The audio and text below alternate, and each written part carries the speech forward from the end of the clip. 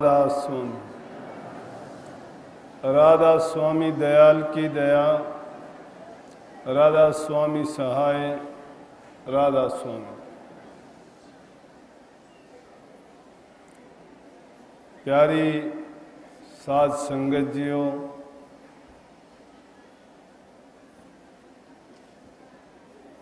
सत्संग प्रेमियों, आप सबको पहले से ही इस बात का पता है कि आज का ये सत्संग का आयोजन हमारे परम पूजनीय मालिक के कुल के अवतार हजूर ताराचंद जी महाराज का देह रूप में प्रकट होने का दिन है।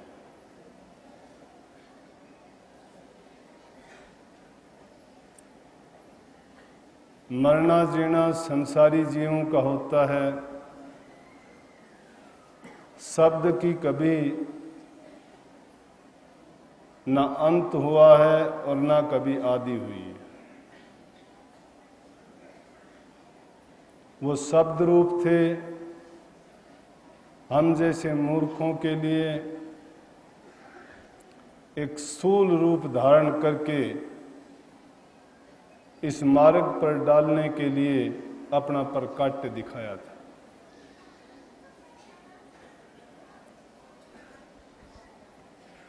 बड़ी खुशी की बात है,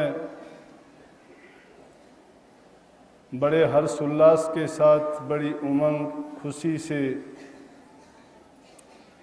इस दिन पे हम आयोजन करते हैं, मनाते हैं।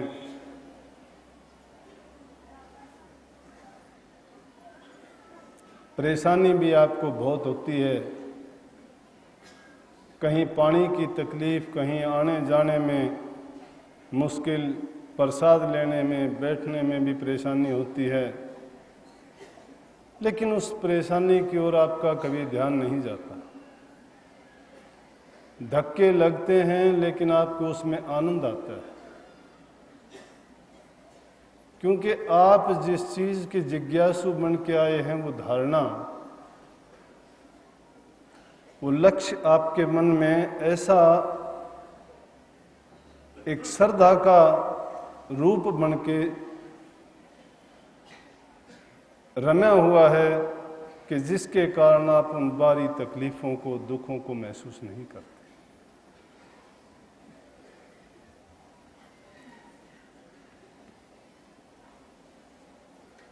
ये सत्संग की शुरुआत मुझे बहुत वैसे हालात में करनी पड़ रही है। सुख दुख इंसान के साथ लगे हुए हैं। एक नहीं, दो बुरे संदेश हैं आज मेरे पास। दो जवान मौत हुई हैं। चाहे आदमी कितना भी हो, देह रूप में है, संसार में है, रिश्ते नाते भी हैं, मिलते हैं, हंसते हैं, बोलते हैं, लेकिन जिनके साथ संबंध है जुदा होते हैं। जुदाई का दुख सबको होता है। हम सत्संग में आगे बढ़े या दो बात आपको मैं कहूं। मैं आपसे विनम्र प्रार्थना करूंगा कि कुछ देर के लिए आप अपने मन से उन दिवंगत आत्माओं के लिए ये प्रार्थना करें कि मालिक उनको शांति दे। राधा स्वामी। वैसे तो अगर देखा जाए संसार में सब अपने हैं, और नहीं, संसार में कोई भी अपना नहीं है। अगर सही सत्संग के मायने समझना चाहते हो और मानना चाहते हो, अपनाना चाहते हो, तो असलियत तो ये है कि हमारा संसार में जो भी हम दावा करते हैं सब झूठे हैं। बल्कि पांडव पुत्र एक दिन बैठे हुए थे और युधिष्ठिर के पास कोई कुछ लेने के लिए आया, उसने याचना की तो कहने लगा कि कल आ जाना, मैं कल आपको दे दूंगा ये। जब उसने इतना कहा और वो मांगने वाला जब जाने ही वाला था तो अर्जुन ताली बजा के और बड़े जोर जोर से कहने लगा कि धर्म युधिष्ठिर ने काल को बस में कर लिया है। युधिष्ठिर कहने लगा कि क्या कह रहा है, मैंने ऐसा नहीं कहा, कैसे कर लिया, गलत बात क्यों कहता है, मैंने ना ऐसा कहा ना दावा किया, तो तूने कैसे कह दिया। बोला कि आपने तो बस में कर लिया इसीलिए तो उसको कल का टाइम दे दिया। इसका मतलब यह है कल तक का आपको पता है कि आप जीवित रहेंगे, कहां तक ज्ञान की गहराइयों में उतरोगे। सत्य ज्ञान ये है कि उसने उसको इस बात में भी ये बता दिया कि धर्म युधिष्ठिर, काल का तो एक पल का भी पता नहीं आगे क्या होने वाला है। अगर आपको कल तक का पता है तो आपने काल को विजय कर लिया, जबकि काल को आज तक विजय किसी ने किया नहीं। बोले भाई क्षमा करें, मेरी गलती है। प्रेमियों, हम काल में बंधे हुए हैं, काल के दायरे में हैं। अगर काल के दायरे से निकालने वाला है तो सिर्फ सतगुरु है, क्योंकि वो उस सतपुरुष का हुक्म लेके जीवों के कल्याण के वास्ते धरा पर अवतरित होते हैं। इसीलिए अगर सत्संगों को, इन जन्मदिनों को आप मेला ठेला समझ के आते हैं तो आपकी बहुत बड़ी भूल होगी। जीवन बड़ा क्षण भंगुर है, इसमें अगर आप कुछ करना चाहते हैं तो आपके हाथ में सिर्फ वर्तमान काल है। अगर आप भूतकाल की बातों को याद करके पछतावा करते और भूतकाल की बातों का आसरा पकड़ के अपने फ्यूचर या भविष्य के लिए जीना चाहते हो तो मूर्खता की बात है। आदमी बीते हुए कल को याद करके उनकी यादों के सहारे अपने पल बिताया करता है, वो अपने टाइम को जाया किया करते हैं। बीते हुए आनंद और खुशियों के लिए लालसा फिर करता है इंसान कि मैंने बीते वक्त में वो दिन थे, मुझे आनंद था, मुझे खुशी थी, मुझे शांति थी, और उसी शांति के लिए वो फिर कामना करता है वो मुड़ के आए, लेकिन मुड़ के आती नहीं। टाइम जो वक्त हाथ से फिसल गया वो मुड़ के आता नहीं है।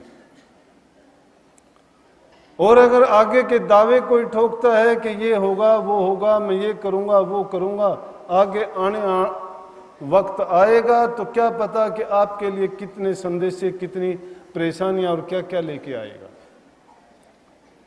परमात्मा ने जब इंसान को बनाया तो इस ऐसा नमूना दूसरा कोई नहीं बनाया था, और सबसे निकटता इंसान की ज्यादा है उस मालिक के। फिर भी ये हताश, निराश, अशांत और दुखी है। क्या कभी इंसान सोचता है कि उन दुखों का, निराशाओं का और आपदाओं का कारण क्या है? क्योंकि इसने दूरियां उस मालिक से खुद बना ली हैं। संसार के पदार्थों में, विषय विकारों में रत होके अपने मन और इंद्रियों को उसमें फंसा के वो जो मकड़ी का जाल बुना है उसमें मर जाना चाहता है ये। और जब उस दायरे में सीमित हो गया फिर निकालने वाला कोई नहीं। इसलिए कहा कि सतगुरु खोजो है प्यारी, जगत में दुर्लभ रतन यही। उस जाल से निकालेगा तो सिर्फ सतगुरु निकालता है। काल जाल से निकालने वाला नाम कहीं नहीं मिलेगा। किसी ग्रंथ को पढ़ के देखो, अगर सतगुरु का नाम आया तो कहेगा कि काल जाल से सतगुरु निकालेगा। लेकिन आज क्या है कि आज जमाना दूसरी तरफ बढ़ रहा है।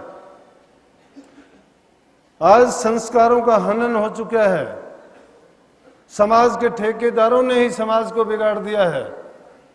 उस बुरे समाज में अच्छी चीज की कल्पना करना बड़ा मुश्किल है।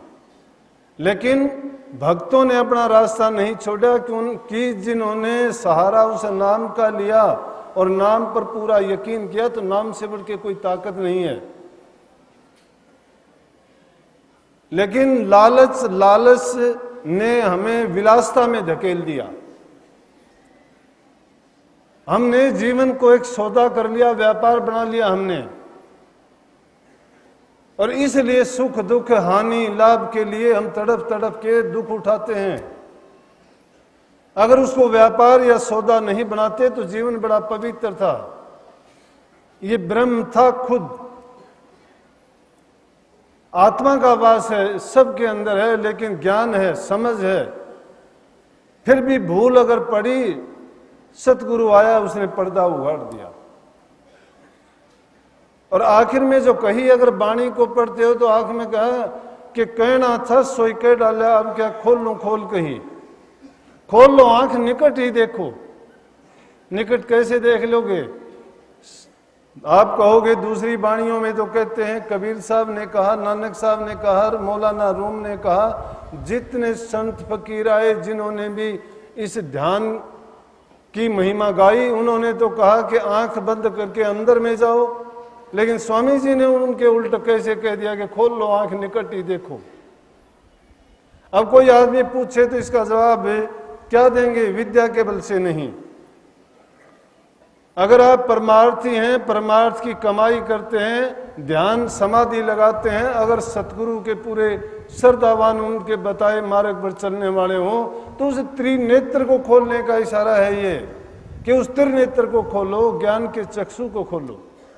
उस ज्ञान के बिना अंधे हैं हम। और वो तीन बंद लगाने के लिए भी तो कह दिया, कबीर साहब ने तो सीधा कहा कि आंख कान मुख बंद कराओ, अनहद झिंगा शब्द सुनाओ, दोनों तिलक तार मिलाओ, तब देखो गुलजारा है। कि उस गुलजार चीज को देखना चाहते हो, जो अनमोल रतन अखूट खजाना है, वो आपके अंदर है। और उसको हासिल करने के लिए क्या करोगे कि आंख कान मुख तीन बंदों को लगाना पड़ेगा। बंद हम 5 मिनट के लिए कर लेंगे, 10 मिनट के लिए कर लेंगे, उसको हम सीमित अर्थ में लेते हैं। थोड़े समय के लिए कोई 15 मिनट, आध घंटा, 2 घंटे कोई समाधि ध्यान में तुम बंद कर लेते होगे, मान लूंगा मैं। लेकिन ऐसा करने से नहीं, संतों ने तो कहा पूरी जिंदगी के लिए इनको बंद कर लो। देखते हुए भी किसी चीज को मत देखो, सुनते हुए भी किसी चीज को अनसुना कर दो, और बोलते हुए भी अपने होठों को बंद करके नाजायज मत बोलो। वाहियात की बक बक झक झक में हम अपनी शक्ति को छीन करते हैं। बिना अर्थ और बिना मतलब की बातों को सुन सुन के हम दिमाग में प्रदूषण पैदा कर लेते हैं। सतगुरु का वचन अगर सुनो तो उसी का चिंतन, उसी का मन, उसी में मगन रहो।